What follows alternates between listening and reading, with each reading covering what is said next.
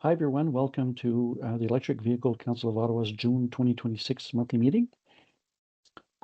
This month, the meeting recording unfortunately did not work properly, so we are doing something a bit different.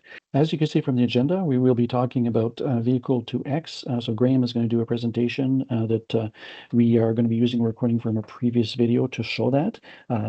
Then we will briefly talk about European trip report that I've done, and then the news as usual, and past and future events. The reason I call this an emerging technology is today you can do V to V, V to L, and V to H. I'll explain what those things are, but those things are done deals. You can buy it today. V to G is where things get really interesting, and that's what I'm going to cover last because you have to kind of build up to that. So let me get started. So key things I want you to take away from today. The latest chemistries of EV batteries are very robust. They're not going to fail. They're not laptop batteries. I've included a link to an excellent YouTube video that was done by Professor Dowell down at Dalhousie University in Nova Scotia. And he held the Tesla research chair for battery design for a number of years.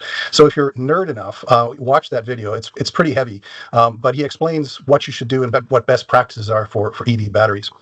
The second thing, and this is important because it's how I predicate some of my assumptions in this discussion, is Ontario has a lot of generation capacity. But at dinner time on a hot July afternoon, even that capacity starts to get stressed. And if you add EVs into the mix, it's like adding another car coming home after dinner, coming home and joining the grid around dinner time with the double wall ovens and such. So we have the problem that we have peak capacity issue, but during the night we have too much power. So this requires us to ship power to the Americans in order to keep the grid balanced. Otherwise we have to, slow down the nukes, or have to shut the nukes off. You don't slow nukes down. So we basically, have a surplus of power during the night. And for that reason, Ottawa Hydro is strongly incenting people to charge their EVs from 11 p.m. to 7 a.m. to solve these above problems. So, if we can suck up all this excess power with our EVs from 11 to 7 a.m., then we can keep the grid balanced without shipping it to the Americans. The other mindset you got to get around is the EV is a battery with wheels, so don't just look at it as transportation. I'll explain to that why. It can be a financial asset. And it is possible to create a power generation business with your car using V2G, as well as providing a cheap home backup in case of the next ice storm. And I'll show you how I've done that in my home. To the extent that I can, I'm giving you examples of what I've actually done so that you can resonate better with that. Otherwise, it's more of a theoretical discussion. And then the other reality is EVs with a range of 500 kilometers are now readily available. This is not an early adoption thing anymore. This is mainstream. I was in China last week, and like 50% of the cars, I kid you not, every other car was a battery electric car in China. And they're selling like 75% of their new sales is all electric or hybrid because they're throttling license plates for gas cars. You can't get a gas car license plate for love nor money. So they're doing a lot of different government incentives much more aggressively than we are. So these are the things I want you to come away with. And so if you understand how you can use the V2G, then you will have understood the business I'm trying to get across. So today I'm going to talk about a multi-year strategic objectives that I have. I'm going to talk about a high-level view of the type of electric cars and their applicability. I'm going to talk about AC power vehicle to vehicle, and the dollar sign means it's the cheapest of the bunch. AC vehicle to load, which is still cheap, but it's also a cheap grid outage insurance, and I'll show you what I've done there. EV batteries are not like cell phones and laptops. They're going to last 10 to 15 years at least under daily cycling. These batteries are most efficient at temperatures above 20 degrees C, and in January you can expect to lose 30% of your EPA range due to slower electrochemical reaction. Extreme cold will not damage an EV battery, but it will result in very slow AC-DC charging because the electrochemical reaction needs to be sped up with some heat. Actually charging it will actually heat the battery, but when it's stone cold, it takes a while to get there. Even if you don't need to plug in your car at night, if you plug your cell phone in, you should plug your car in. And the reason for that is that various systems on the car, like DC 12-volt battery supervision, will run more often, and it will heat or cool the car in the middle of the night to keep the battery pack where it needs to be. Extreme heat will damage an EV battery, and these batteries should not be held at a high state of charge for long periods. The recommendation is that you charge it to like 80% on a daily basis. If you need to go to Toronto, then it's okay to charge it to 100%. That's not a problem. Just don't charge it to 100% and leave it in a hot garage. Now, having said that, EVs, except the Nissan Leaf, which was air-cooled, enclose the battery in a glycol solution, which will either warm or cool the battery using the air conditioning or heating loops of the car. So air cooling is not recommended. The early Leafs were air-cooled, and their battery sat in Nevada sun and basically cooked, and so their battery degradation was measured in 10% per year kind of thing, which was a problem. Every other electric car does this water or this glycol cooling and heating thing to keep it range good. EVs with an EPA range of 500 kilometers are now common. My car is included. That's an EPA range on a mild day. If it's January and it's really cold out, you can expect 30% less range. Chevy Equinox is the cheapest EV you can get right now that does some of the stuff that I'm talking about, but that's not to say that it's the only one. And I also mentioned that non-Tesla EVs can now use the greater than 250 kilowatt superchargers. And I mentioned greater than 250 kilowatt superchargers because those are known as V3 or V4. V1 and V2 can only be used with Teslas. They're an older architecture and only Teslas understand that.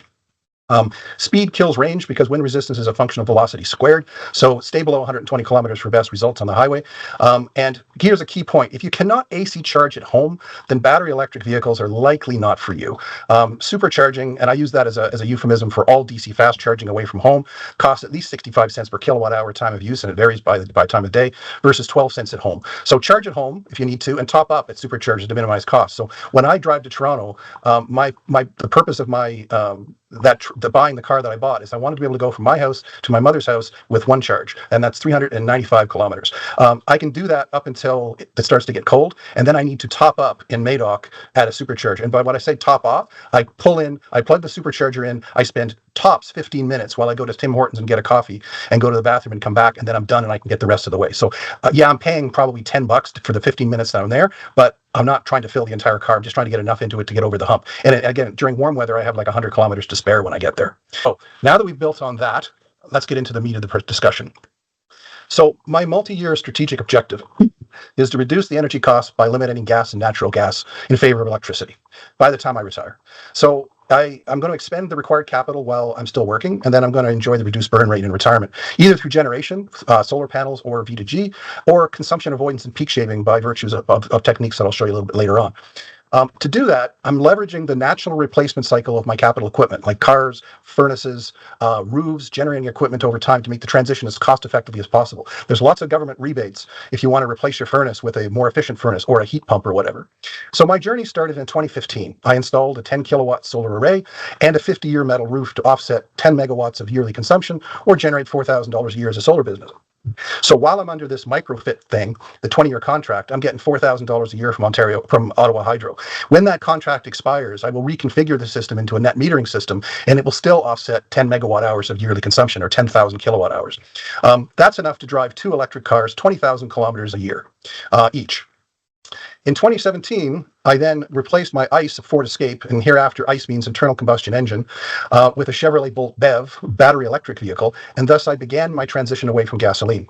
In 2024, I replaced my ICE Ford Explorer with my Lyric battery electric vehicle, and I note that this is my second power plant. The solar array was my first power plant, and it's generating power towards Ottawa Hydro, and by mechanisms I'm going to show you soon, my car could also be a second power plant, which I would wire or together and get additional income if I chose to do that. But now, as of today, I'm now free of gasoline. So I thought it would be interesting to show you what I've accomplished with that and accomplished with the various technologies that I've done so far.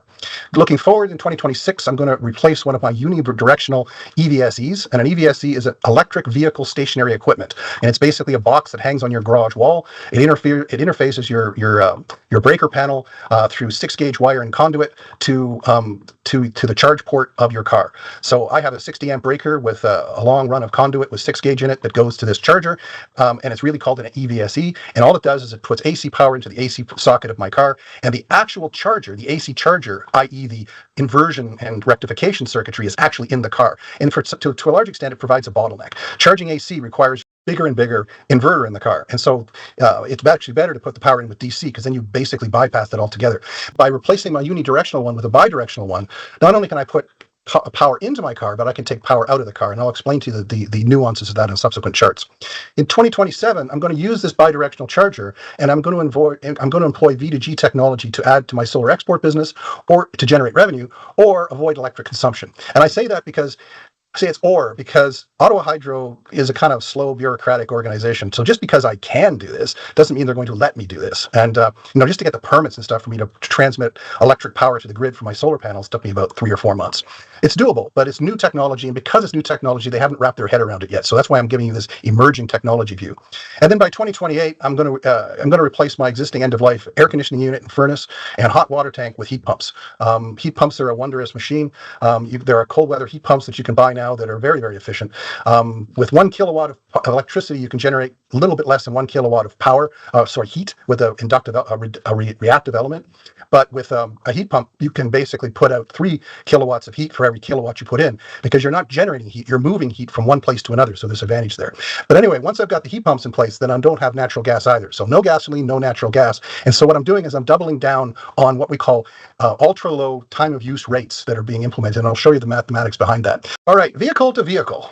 So in the foreground is my Chevrolet Bolt 2017. In the background is my Cadillac Lyriq. Vehicle to vehicle allows you to pull AC power out of the vehicle, provided that, and only provided that, you have the capability to pull AC power out of the car. So my wife's Bolt, for instance, has no such capability. It was never offered. It can't do it. It can only receive power. My Lyriq, straight from the factory, you can't take power out of it either. But there was a special option, which was not well documented whatsoever, that allows my car to have what they call an auxiliary 6 kilowatt inverter. And that allows me to pull AC power out of the car, 6 kilowatts at 240 volts, which I'm using now to charge my wife's car there. You can see it. And if I'm doing it at 120 volts, I can pull out, 2.7 kilowatts. I'll get to that in a minute. Now, I use this as an example of what vehicle to vehicle is. And I've done it. I bought the equipment. It works. I don't think it's that useful. Maybe if your kid runs out of juice because they tried to get your car home with 1% left in the battery, you can go out and rescue them with it. But aside from that, I mention it only because that's what it is, and I have done it. Vehicle to load. So vehicle to load is also taking AC power out of the car, except you're doing it at 120 volts. So this is useful for a couple of different things, but I highlight this video here. The executive summary of this is: a fossil fuel furnace gets 99% of its energy from natural gas or oil or propane or whatever. The electricity required to run your furnace, or your natural gas water heater for that matter, is a pittance. Like, you just have to run the blower motor and the igniter.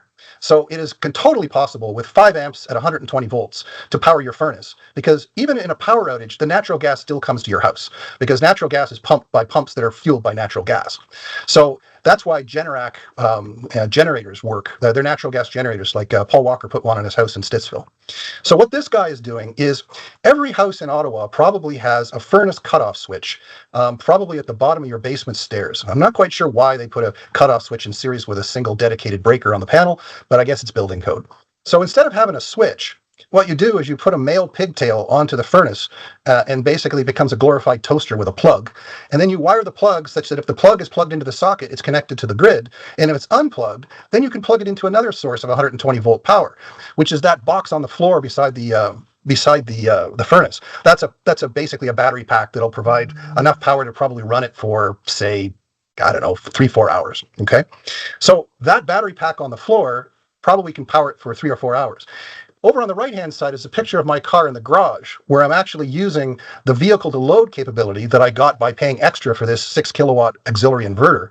And I have a power bar sitting on the floor of my garage plugged into my car. And as a proof of concept, I've just plugged a lamp in to prove that I can drive a 120 volt load.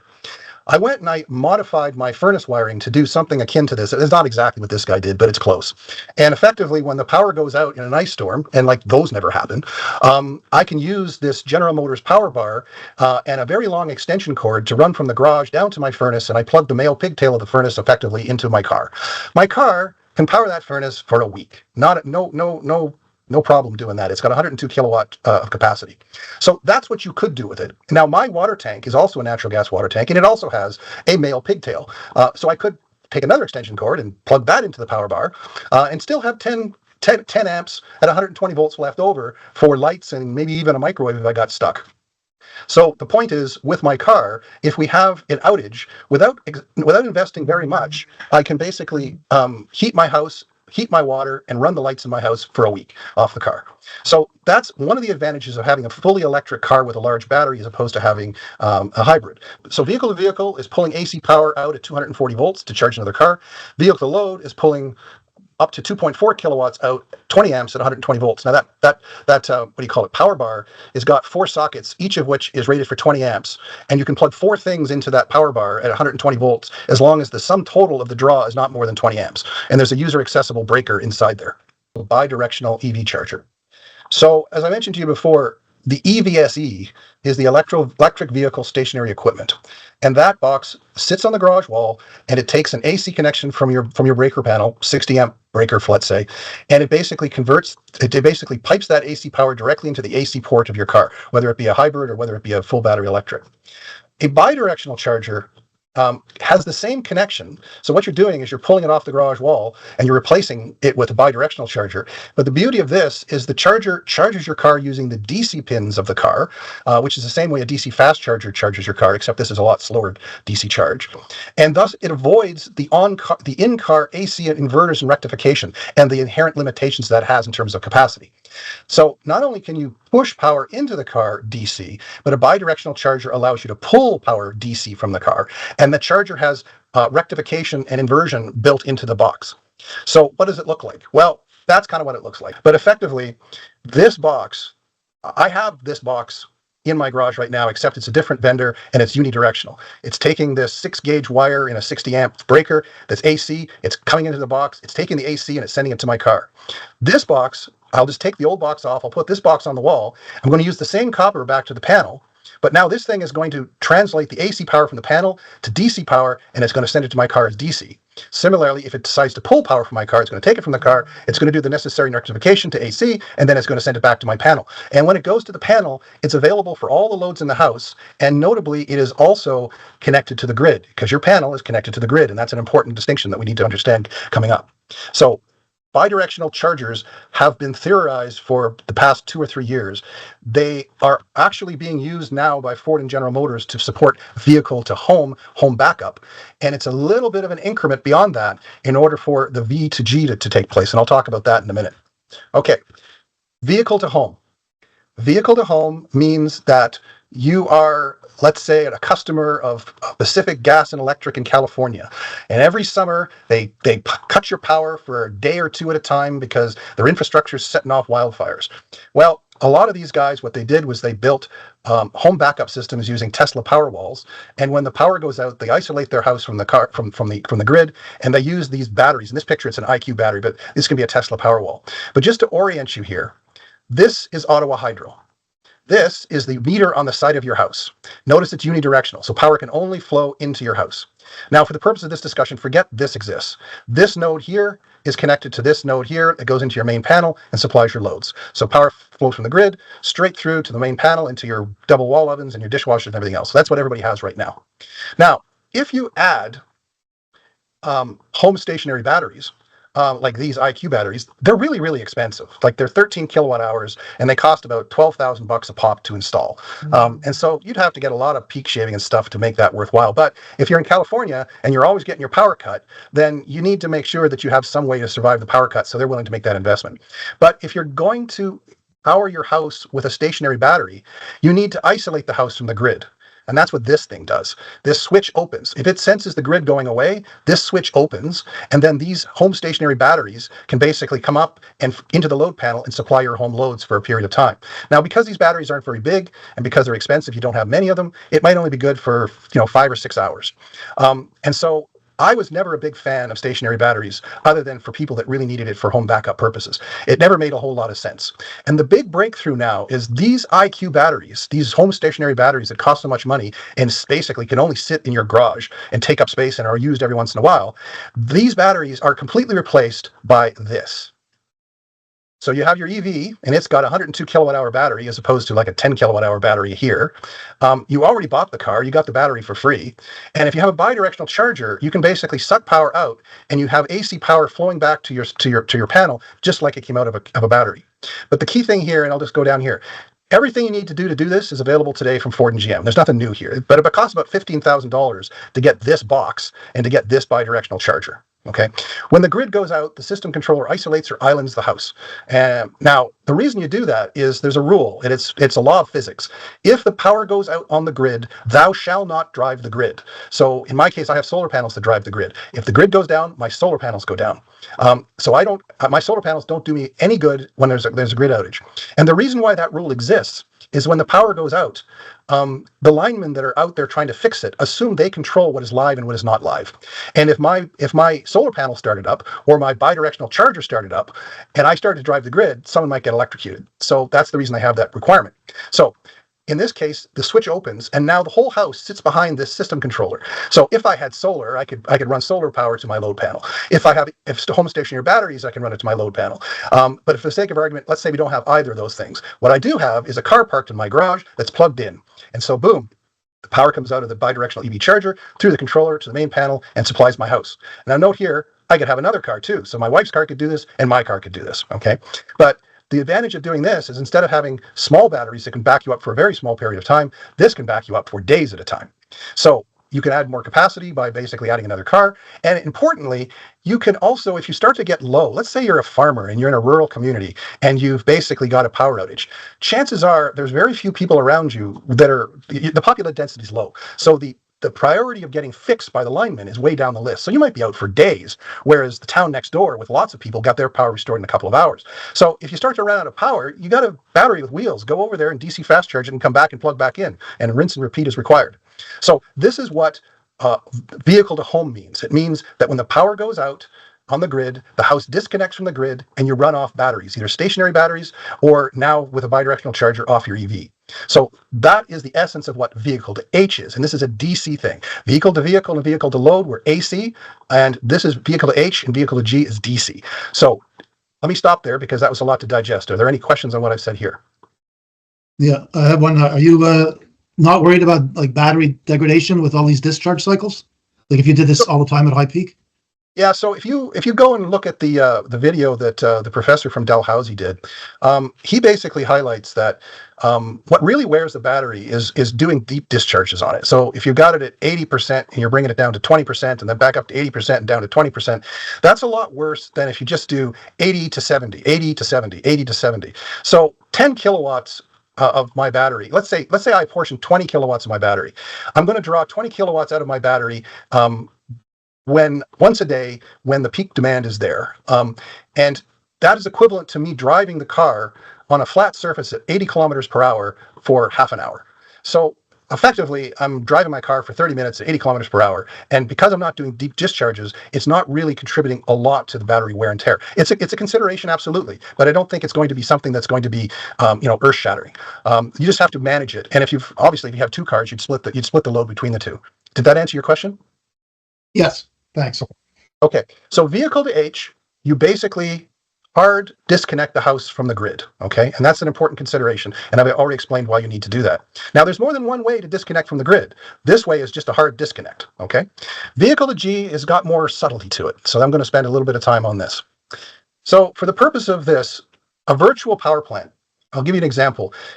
Pacific Gas and Electricity in California has got a pilot going. Well, not a pilot. They've built a massive solar farm, and beside it, they built a massive Tesla Megapack battery farm to store that energy and to balance the grid. And one of the beautiful things about a battery farm is that it can instantaneously switch from consumption to supply, and you can do what they call electrical arbitrage and actually make money with these huge battery things. When I'm talking big, I'm talking like megawatt hour batteries, the size of shipping containers, and they might have like 100 shipping containers. But that's a system that's all in one place.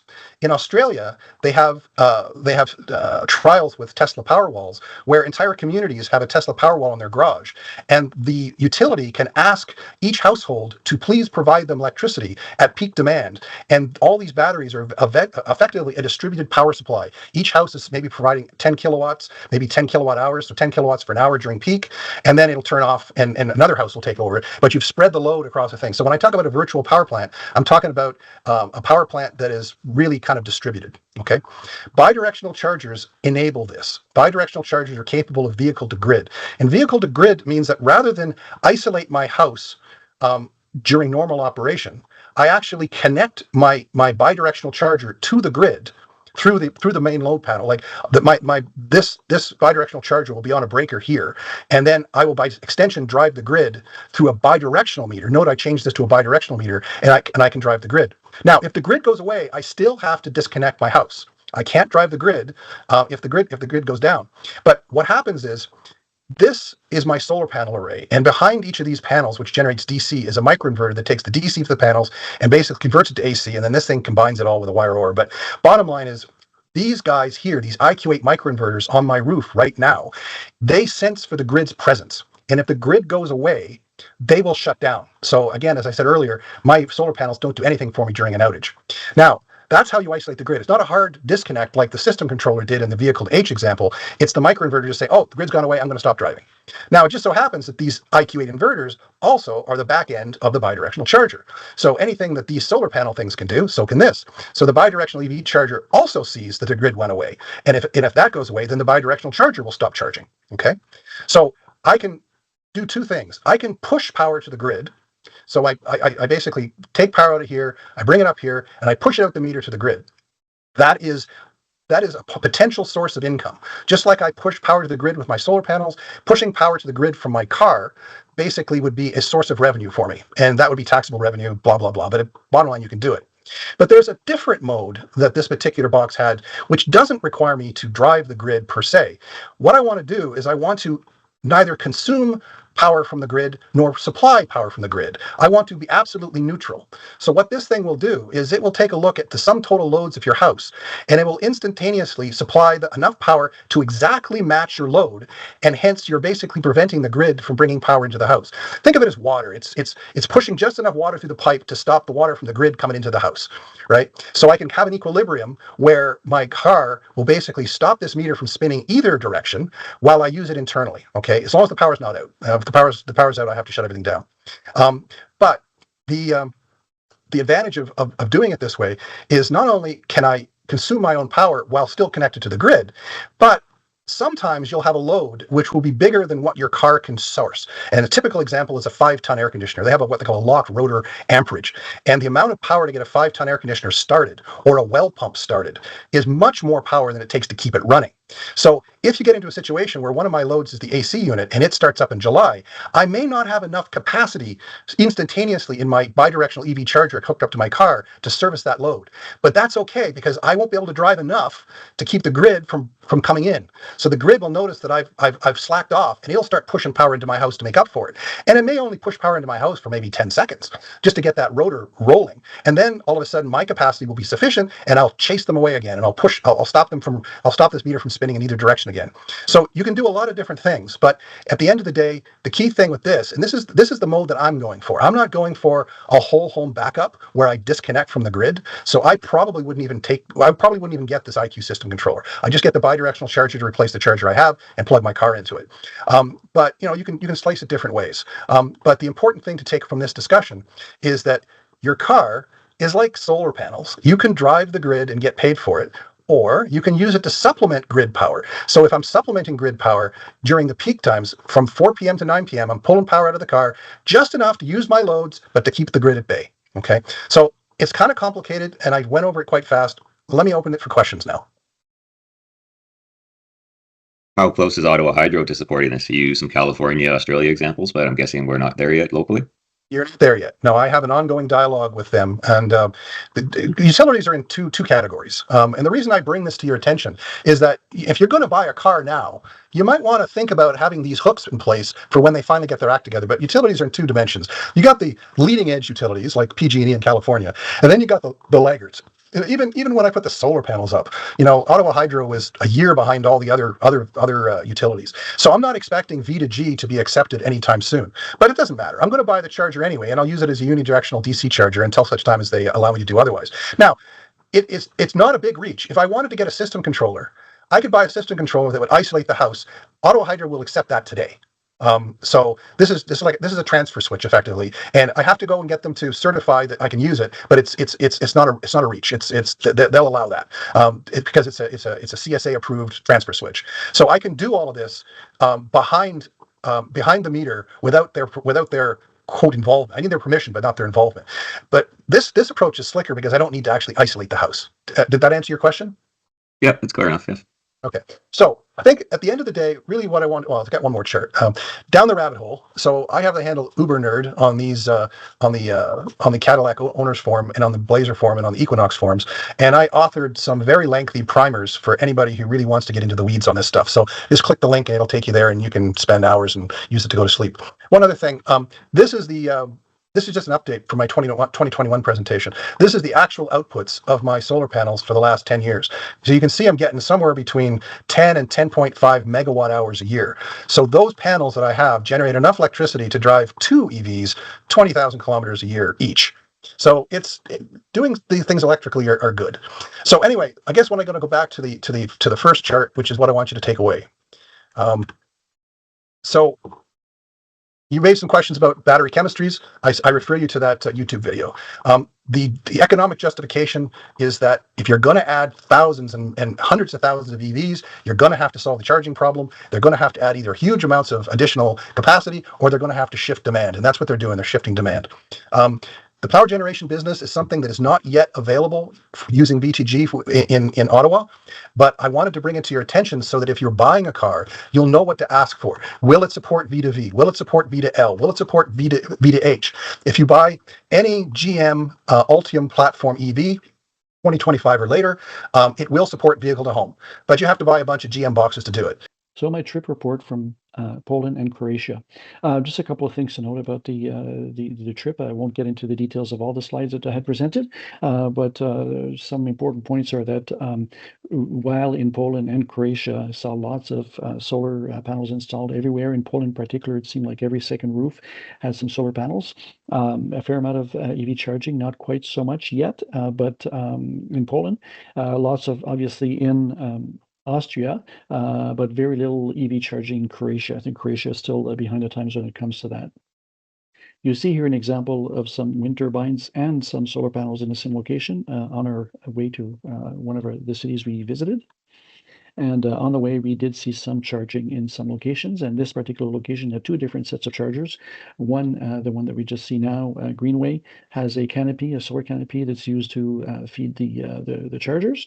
But that's essentially what we've seen along the way. So you could see that one of the chargers is a 50 kilowatt charger, but they also have some 200 kilowatt chargers available there. We saw lots of vans that aren't available here. So in this case here, we're seeing 2 Toyota vans that are not available in North America. Both are 100% electric. One of the things we saw also in Poland is hydrogen buses. There weren't many examples of those there, but you see one there on the right-hand side. You can see here that in Zakopane, very beautiful city, by the way, we've got lots of buildings that have some solar panels on them. So the architecture is absolutely gorgeous there. But again, you see that even that church in the background has some solar panels on its roof. We also saw in Krakow and other cities in Poland and in Austria that they have lots of electric buses. So in particular, on the right-hand side there, you see one of those unicorn articulated electric buses. In Poland, I could confirm that they have hundreds of these working, and they seem to be working fine in a climate that's not that different from ours. On our way on the train on the way to Vienna, we saw some solar panels being installed, and we saw again lots and lots of wind turbines all over the place. So Poland and Austria are making lots of progress in the renewable space. In Vienna, we did take a tour, which was, again, on a double-decker 100% electric bus that you could see there in the middle. On the right-hand side, a lower right corner, that is another hydrogen bus. So in Vienna, they have some hydrogen buses. They're all smaller vehicles, but they do have some. But they have a lot more electric, full electric buses. Here in Salzburg, we see on the bottom right-hand corner a full electric battery electric bus. On the right side top corner, we see a bus that's run by renewable diesel. So this is diesel that's made from biological sources such as cooking oil.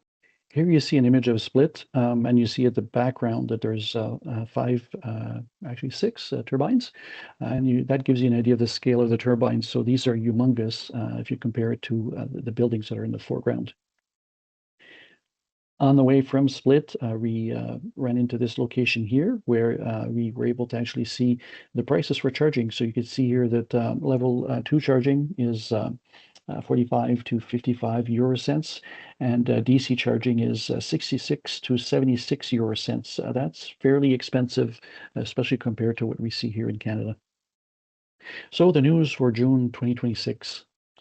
Donut Labs had made some claims that they have a solid-state battery with extremely interesting properties. Unfortunately, independent testing has shown that the batteries are not solid-state; they're just regular NMC-type batteries, so nothing special. Unfortunately, this has generated lots of hype, but it's unfortunately again false. GM is betting on silicon anodes. So what they've said that they would be doing is that they're going to be going from anodes that are made from graphite and going to silicon instead. This move should make the batteries cheaper and more energy dense. So General Motors will be bringing sodium-ion battery production to the US. You're probably aware that there are some sodium-ion batteries being manufactured in China. So GM will be manufacturing these batteries in the US. The IEA is reporting that renewables just hit 30% of US electricity generation. That includes solar, wind, and hydro. This is remarkable, as that we've been used to hearing that fossil fuels dominate, but we're seeing that renewables are growing very rapidly. So following the deal that was made with China to reduce tariffs, the first Chinese-made EVs are arriving in Canada again. So again, because we had, previous to the tariffs, we had some Chinese vehicles that came in from Tesla, Volvo, and Polestar in particular.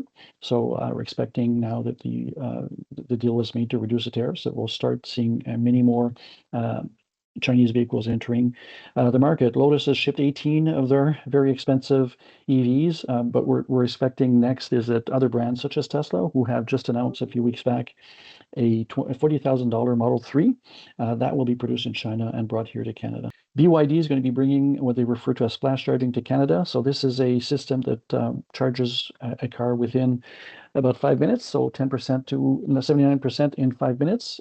That has already been deployed in China, but now BYD is announcing that they will deploy it in Canada. Hopefully that means that we'll also follow that up with some other vehicles. The Rivian R2 is finally here.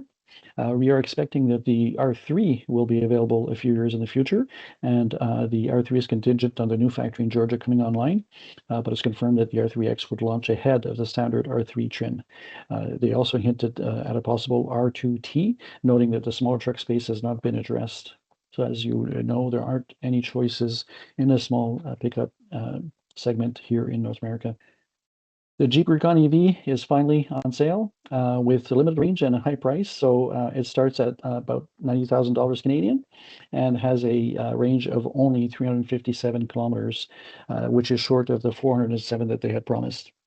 And that's a relatively short range for large batteries. So the battery is 100 kilowatt hours, but still we only get 357 kilometers of range. So Volvo with EX60 and EX90, they've done an important upgrade for fast charging. So they're rolling out a plug and charge for the, again, EX60 and EX90. What that will do is it will allow Volvo owners to simply plug their car into Tesla superchargers, and charging will work automatically just as it does with Tesla models. Iona will also be supporting this same functionality in the near future. Some of the older vehicles, the 2025 model year vehicles, may need an upgrade for the future to work properly. Kia has revealed that they will have 3 new variants of the PV5. This is a utility truck that's been announced from Kia that looks very interesting. Our understanding is that it will show up under other brands also, so this should be a very interesting offering from Kia. Kia EV2 has beat its WLTP range ratings in real-world tests. This is surprising because normally WLTP is very favorable to EV testing or EV tests, and the range that we get under that regime is usually less than what the rated range is. But in this case, they're getting better. Volkswagen plans to cut 100,000 jobs and close 4 factories. You may have heard and seen that Volkswagen is struggling with the transition to EVs. In addition to that, if you think about it, an EV requires a lot less parts because an electric motor is much simpler than a gas engine or a diesel engine. So less labor is required to build them. So that the result is that VW and surely other manufacturers will have excess capacity, and unfortunately that will result in layoffs. So Mitsubishi has released pictures of their new EV, and it looks quite familiar. It looks very much like the Nissan Leaf, and apparently it's also built on the Nissan Leaf, so that's not a coincidence. It's going to have a 75 kilowatt hour battery and a range of 487 kilometers, which is quite good. It should be priced similarly to what the Leaf is.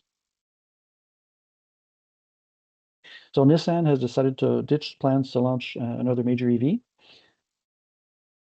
They were supposed to be using the Qashqai as the model for a new EV, and unfortunately, they've decided to cancel those plans. So Ford's long-promised $30,000 US EV pickup has been spotted in camouflage. So we're expecting that the manufacturing of this pickup on the new Ford platform should start fairly soon, and hopefully we'll see the vehicle in showrooms within the next few months or next year. Toyota has revealed the prices for its first electric pickup truck. The Helix BEV is set to arrive as Toyota's first fully electric pickup as a body-on-frame EV. The Helix is a very popular model in many parts of the world. Now for the Tesla corner. Tesla has settled a lawsuit over a fatal FSD pedestrian crash. In other Tesla news, Tesla admits that FSD was on in a fatal crash in Texas, and they blamed the driver for the crash, but they did confirm that the full self-driving was engaged. What they're saying is that the accelerator pedal was fully depressed. So when you do that on autopilot in a Tesla, the user's action will override what the vehicle does. So if the accelerator pedal was fully depressed, the car would have been going at quite a rapid clip.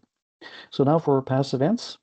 As usual, we've had a series of kilowatts and coffee, and there's a few dates where we didn't have any kilowatt and coffee because we had other events happening at the same time. So on June 8th, we had a community conversation. Ryan joined me for that. I was there on a panel with 3 other people. So someone from OREC and someone from cafes were there to talk about our experience with decarbonized technologies, so heat pumps, electric vehicles, and solar panels.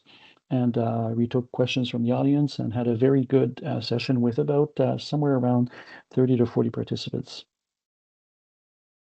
On June 13th, we had the Green Fair Ottawa, our first edition of what is replacing what used to be done at Lansdowne Park and was at the time called the SmartNet Alliance EV Showcase and Sustainability Fair. So now it's a similar concept, and Cafes is taking it over, and it's called the Green Fair Ottawa. So we had lots of vendors that were showing their wares. We had some presentations inside. We were also delivering some test drives. Our vendors that were doing test drives, our manufacturers that were doing test drives, were quite happy with the day, as we managed to do over 40 test drives in that one day. We expect that over 1,000 people joined us in some way for the fair, so that's a pretty good turnout for a first of its kind event. During the weekend of June 19th to June 21st, we were at the Canada Cup East. This is an archery tournament that's happening on a yearly basis. So here in Ottawa, we're hosting it this year and next year. We were there to power some stuff and show the ability of EVs to provide electricity for events. We only had a booth. We had minimal people there. Okay, now for upcoming events. So our monthly meeting will be on July 27th at this same location. As usual, we'll have kilowatts and coffee, and this month in July, we're going to have 3 of them. July 18th, we're going to be in Westport, so we won't have a kilowatts and coffee. So July 18th in Westport, that's the Westport Car Show, so we'll be in the same location as last year. The event is from 9 a.m. to 3 p.m. We'll have a booth and a static display with a few vehicles, and we'll be there to talk to the public about EVs. So other events are coming up this year that we won't look at in detail. August 15th, we have the Avalon Family Barbecue. We went to that event last year. It was very well attended, and we were powering a few attractions last year. We will be doing the same thing again this year. And on August 22nd, similar to the Avalon Family Barbecue, we'll have the Queensway Heights Family Fun Day and Music Festival, 10 to 4 p.m. And there also we will be powering a few things like bouncy castles and few other items. The weekend of August 29th and 30th is Pride. So as we did last year, we'll be on Bank Street, and we'll have a vehicle there and a tent. And again, we'll be there happy to answer questions about EVs. On September 19th, again this year, we're going to be going back to A Taste of Wellington.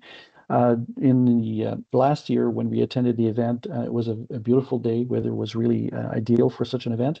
We had literally thousands of people who passed by, and we are hoping that this year we'll have a bigger presence and we'll be able to talk to lots of people about the merits of EVs. And again, if a reminder that if you're not a member, we encourage you to become a member, and there's three different levels that are available. So please go to evco.ca/membership and sign up. And again, a reminder that we have our YouTube channel, and we are now at 138 subscribers. And so the channel has our monthly meetings plus some other videos, as you see at the bottom there, things that we suggest that you might want to watch. Now it's time for the roundtable. For those of you listening to us on YouTube, this is the end of the meeting. If you are here in person or via Teams remotely for the live meeting, you'll have an opportunity to participate in the roundtable, ask questions, and interact with fellow EV owners. So we would encourage you to join us live for the next meeting. On that, thank you very much.